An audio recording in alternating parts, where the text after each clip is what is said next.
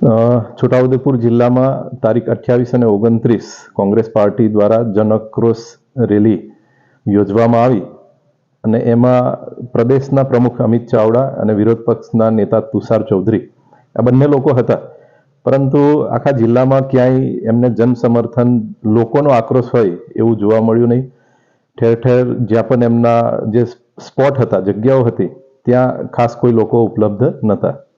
જે કહેવત તમે લખી છે પેપર પર, શું કહેવામાં એટલે એનાથી એવું થાય કે બંને વિરોધ પક્ષના નેતા અને પાર્ટીના પ્રમુખ આવતા હોય તો બે ચાર જ લોકો એમાં જોવા મળે છે, બાકી લોકો નથી. તો એના સંદર્ભે આ એક કહેવત છે કે ભાઈ હું બાવા અને મંગળદાસ, બાકી કોઈ એમની સાથે છે નહીં એવું દેખાય છે. તમે આ યાત્રાનો ફેસ કરવાનો? હા, બિલકુલ. કારણ કે ઘણી બધી જગ્યાએ હું જાતે પણ સોશિયલ મીડિયા અને વ્યક્તિગત પણ જતા આવતા, છોટાઉદેપુર જતા આવતા જોયું તો ઘણી બધી જગ્યાએ માંડ 20-25 લોકો એમાં ઊભા હોય એવું જોવા મળ્યું છે. કે છેલ્લા 2 દિવસથી અમે આ યાત્રા લઈને ઠેર ઠેર ગામડે ગામડે તાલુકે ફરી રહ્યા છે. દરેક પોઈન્ટ આપ જોયા હશો તો મીડિયા પર્સન બધા હાજર હતા. ફેસબુક પર ને મીડિયામાં અમારા યાત્રાના વિડીયો અને ફોટોસ જોઈ શકો છો કે અમારી યાત્રા ફિયાસ્કો છે કે સક્સેસ છે. પણ આ ભાજપ પ્રમુખની આ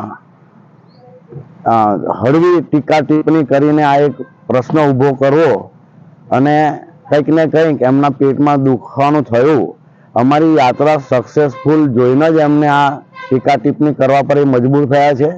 અને જો નેતાઓની વાત કરતા હોય તો અમારા નેતાઓ સત્તામાં છે અને સત્તામાં જ રહેવાના છે. એ કંઈ 2-4 નેતાઓની વાત કરતા હોય તો એવા તો એમની પાર્ટીમાં બી એવા નેતાઓ છે.